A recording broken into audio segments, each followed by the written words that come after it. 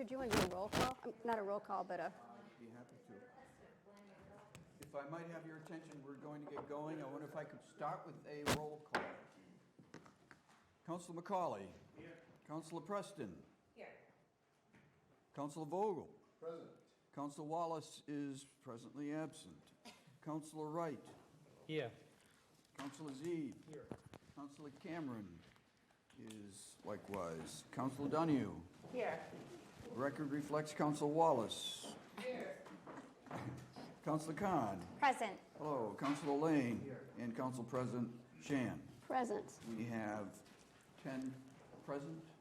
We have 11 present. Timing is everything.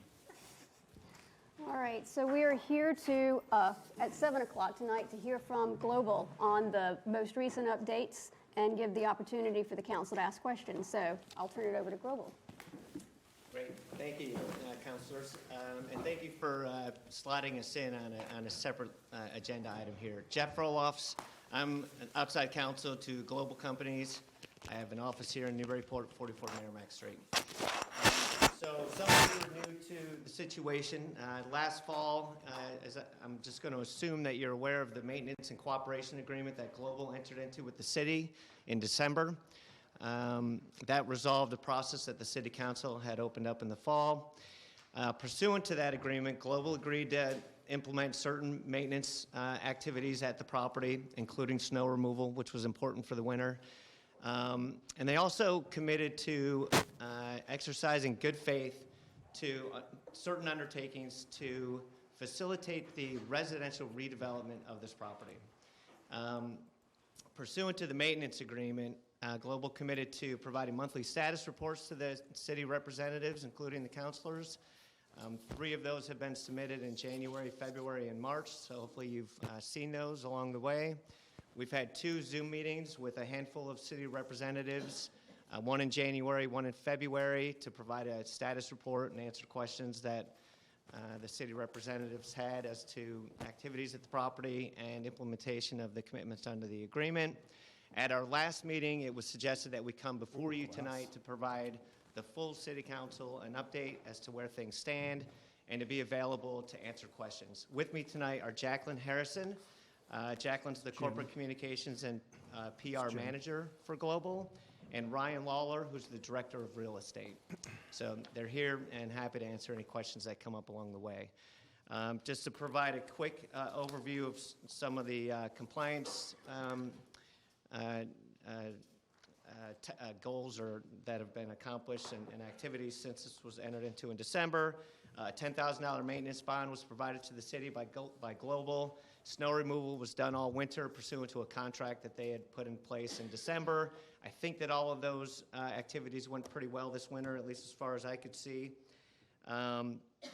Global has been most importantly, Global has been actively in discussions with ExxonMobil. So as you may recall, ExxonMobil put a deed restriction on this property in 2010 when it sold the property to Global. That restriction prohibited the residential use of the property. Global has been working with ExxonMobil for the last few months to convince ExxonMobil to modify that deed restriction to allow residential reuse. I'm pleased to report that those communications and efforts have gone very well. ExxonMobil has done an extensive due diligence at Global's expense, of course, but they've agreed verbally to modify the deed restriction if Global is able to get this property into the residential cleanup scenario under the state's Chapter 21E cleanup program. Based upon that representation by ExxonMobil, Global has decided to move forward with the removal of the tanks on the property and whatever remediation is necessary to accomplish residential cleanup standards under the state program. That's, I think, really significant because there were a few ways that could have played out.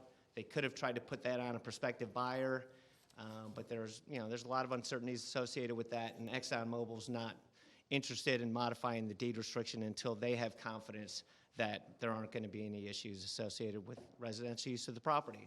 So you're going to see Global representatives will start doing some assessment activities out at the property over the next, I think maybe even later this week and into next week.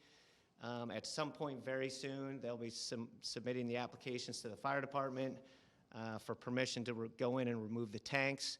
Once they get the permits they need to do that, and they get the contractors lined up, they're expecting that work to take 4 to 6 weeks. It involves tank pulls, confirmation sampling, soil and groundwater, and then they need obviously to decommission everything. So it's a roughly 4 to 6 week cycle to get that done. And I think it's great that they're going to move forward with that pre-sale. On the marketing front, once they got confidence that ExxonMobil was willing to modify the deed restriction, they started working with brokers. They've lined up a broker. They've been actively marketing this property for several weeks now. They've got several interested buyers, some of whom I understand have had discussions with the planning department.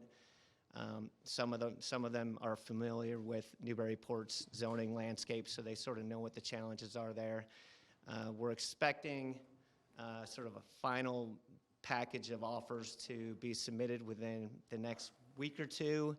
Once Global identifies a buyer that they're comfortable with the terms on, under the agreement, they would have 30 days then to sign a P&S. They're hoping to get that signed up soon, and at that point, the buyer would then, or the prospective buyer, would then take the lead on any zoning work associated with whatever project they are attempting to go forward with.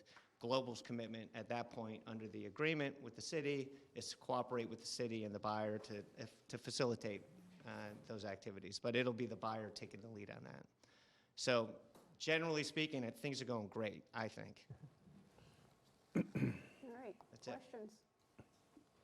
Councilor Zeid. Thank you, President. Can you in anticipation of questions from residents, can you speak a little bit about the safety precautions that will be taken when the tanks are being removed? Because I'm certain we'll get questions about that.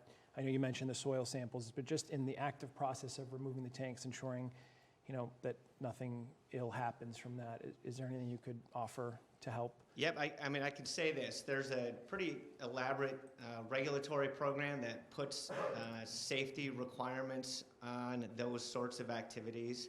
That's why you got to go into the fire department and pull a permit. There's probably going to be OSHA-related requirements that kick in to protect the workers also, right? It's not just about protecting the neighbors, although that's one of the objectives, but they also want to protect the workers.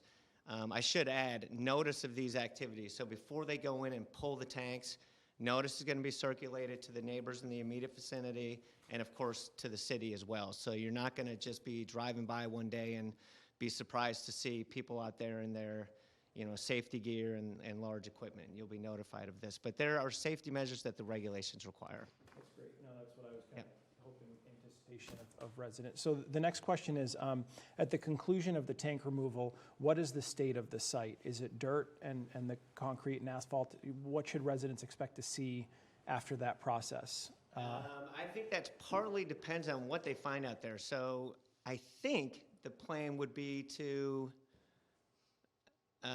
they've already taken down the fire suppressant system that was around the tanks there. I'm not sure yet if they know whether they're going to be taking the building down or if they're going to leave that to the buyers. And I think that decision is going to depend on part what the data tells them in terms of what may be under the building, if anything. And so if, for example, they pull the tanks, soil data and groundwater data comes back good and there's no reason to try to excavate under the building, it may be that they just leave that there and let the buyer pull that out once they take control of the site. I don't know that level of detail. So the only reason I'm asking is just in anticipation between any gap between the end of that and, say, the beginning of a residential development, which could be a year, right? It could be some time. So I think we've worked so hard to get the site together in a state that is more acceptable, for lack of a better way to say it. I just don't want to see us recede it all on that and rip it all up, and then it takes a year to get permits or to design plans, right? It's not bad time, it's just time that's elapsing. So I just want to be aware of that and mention that as a comment. And then my final question is just, we don't have Jeff Blake with us tonight, but is it your view that the agreement would terminate at the point of sale? Is that expectation. I understand there's a cooperative aspect to it, but in other words, we probably should talk to the new owners just to keep this discussion positive and moving in the right direction. That's it. Yeah, I mean, without looking at the agreement, just my gut feeling is yes. I mean, once Global has sold the property and the transaction has closed, they're out. The agreement you have with Global disappears, and I totally understand you might want to enter into some sort of maintenance agreement with the new buyer in the interim before they start building. We've made Yeah. progress on all sides, and I just want to see that continue, that's all. I yield. Thank you, President. Councilor Thank you. Vogel. Thank you, President. Jeff, could you really find out the answer as to what it'll look like after the tanks are pulled up? Yep, Yeah, we'll get back to you on that. yeah, because I agree with the counselor that if it's mud and whatnot, we're kind of going backwards. I will get back to you on those details to the extent we know them now, but I can assure you that Global's going to be will continue working with the city Yeah, I in know. the spirit of the agreement to make sure that the site Right. is not presenting as a nuisance to the neighborhood. I'm thinking also, as the counselor pointed out, when it changes hands. So, if it's going to be dug up and it's, going to be dirt or whatever it's going to, it needs to be maintained also. So I think that as that agreement goes along, that buyer needs to understand our concern about that. That's all I'm thinking Yep. about. Okay. Thank you. Thank you. Further questions? Councilor Donahue. It's more of a comment. I just wanted to thank you for upholding everything that was agreed upon. Neighbors have been very quiet, which means good things. I have not gotten any emails of concerns. The winter maintenance was great from what I understand. So I have pretty good faith in this process, and I just want to thank you for that. Great. You're welcome. Very much so. Any other comments? All right, well, thank you all for coming. Okay, thank you. Thank you all. Thank Have you. a good one. All right, so we can adjourn until 7:30.